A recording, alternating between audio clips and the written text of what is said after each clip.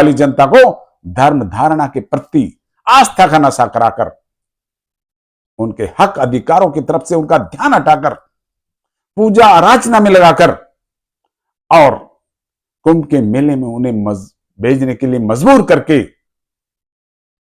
उनकी जीवन से खिलवाड़ करते हो और वहां जाकर के उन्हें अपने जीवन से हाथ धोना पड़ता है। मैं मदन लाल सुमन एडवोकेट, जब गंगा जी में स्नान करने से पाप धुल सकते हैं, बीजेपी ज्वाइन करने से अपराध मुक्त हो सकते हैं, थाली बजाने, मोमबत्ती जलाने, मोबाइल की लाइट जलाने से कोरोना को भगाया जा सकता है, मंदिरों में मर्दानगी से हरि के जन पैदा हो सकते हैं और बागेश्वर के अनुसार कुंभ में मरने वाले सभी लोग स्वर्गलोक जा सकते हैं। तो वीआईपी लोगों को वीआईपी सुरक्षा के तहत गंगा स्नान करा के उनको स्वर्गलोक जाने से क्यों रोका गया? इसलिए ये पाखंड है, मिथ्या है, झूठ है। ठीक उसी प्रकार से जैसे बीजेपी वादे करती है ब्लैक मनी वापस लाएंगे और हर एक के अकाउंट में 15-15 लाख रुपए भेजने का काम करेंगे, स्मार्ट सिटी बनाएंगे, बुलेट ट्रेन चलाएंगे, हर वर्ष 2 करोड़ युवाओं को नौकरी देने का काम करेंगे, एक सिर के बदले 10 सिर लाएंगे और सबके अच्छे दिन लाएंगे। ठीक इसी प्रकार से आपकी ये व्यवस्था भी है जिस व्यवस्था में आप भरोसा और विश्वास करते हो। ऐ मौत के सौदा करो, ऐ मौत के सौदा करो, शर्म करो, शर्म करो। देश की भोली भाली जनता को धर्म धारणा के प्रति आस्था का नशा कराकर उनके हक अधिकारों की तरफ से उनका ध्यान हटाकर पूजा आराधना में लगाकर और कुंभ के मेले में उन्हें भेजने के लिए मजबूर करके उनकी जीवन से खिलवाड़ करते हो और वहां जाकर के उन्हें अपने जीवन से हाथ धोना पड़ता है।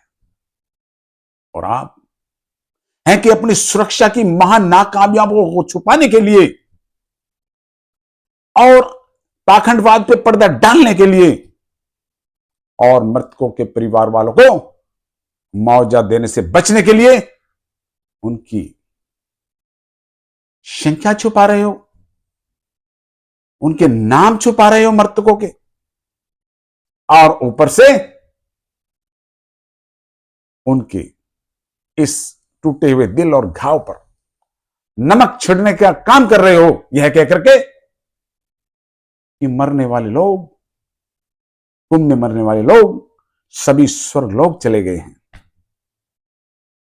अगर बागेश्वर के अनुसार यह बात सत्य है कि कुंभ में मरने वाले लोग सभी स्वर्ग लोग चले गए हैं, तो घायल व्यक्तियों को क्यों इलाज देकर के स्वर्ग जाने से रोका जा रहा है? उनको भी स्वर्ग जाने दो। इस पाखंडवाद को बंद करो, देश को पाखंडवाद में मत झोंकिए, देश की भोली भाली जनता को पाखंडवाद में मत झोंकिए। स्वर्ग नरक में विश्वास और भरोसा करने वालों, समय रहते हुए जल्दी से जल्दी आप सभी लोग स्वर्ग पहुंचने का काम करें और वहां पर बिना ईवीएम मशीन की टैंपरिंग के, बिना सीबीआई ईडी के डरा करके, बिना किसी खरीद फरोख्त के वहां पर जाकर के निर्विरोध सरकार बनाने का काम करें और अपना राजपाट संभालने का काम करें। और ये लोग उन लोगों के लिए छोड़ दें, उस जनता के लिए छोड़ दें जो स्वर्ग नरक में विश्वास नहीं करती है। संत शिरोमणि गुरु रविदास जी ने कहा था, मन चंगा तो खटोती में गंगा। अगर इस विचार के तहत कुंभ में स्नान करने के लिए जाते तो किसी को भी जान से हाथ धोना नहीं पड़ता। और यह सत्य है कि मन चंगा तो खटोती में गंगा। अगर इस विचार के साथ आदमी किसी भी क्षेत्र में जाएगा, उसके लिए पॉजिटिव रिजल्ट आएंगे। यह निश्चित है, गुरु रविदास जी की वाणी में कहा गया है। और अभी जो 5 फरवरी 2025 में जो असेंबली के दिल्ली में चुनाव हुए, उस चुनाव के दौरान बीजेपी पार्टी ने, भारतीय जनता पार्टी ने एक 12 संकल्प का पत्र दिया था, 12 संकल्प वाला मैनिफेस्टो पेश किया था जनता के सामने, जिसको जनता ने भरपूर मैंडेट देके उन्हें एब्सोल्यूट मेजॉरिटी देने का काम किया है। अब दिल्ली की जनता की तरफ से मैं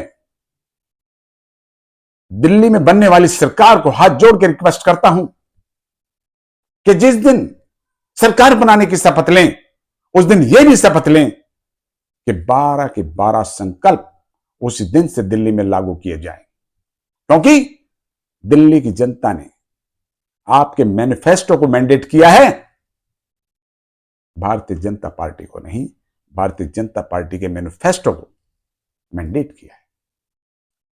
ईमानदारी से इस मैनिफेस्टो को उसी दिन से लागू किया जाए। अगर मैनिफेस्टो ईमानदारी से जमीन पे लागू नहीं होता है तो दिल्ली की जनता से मैं रिक्वेस्ट करता हूं कि सब खड़े हो जाओ और सड़क से संसद तक आवाज उठाओ मैनिफेस्टो को लागू कराने के लिए, ताकि आने वाले और चुनाव में भी पार्टियों को सोचना पड़े झूठा मैनिफेस्टो लाने से पहले। जय भीम, जय भारत।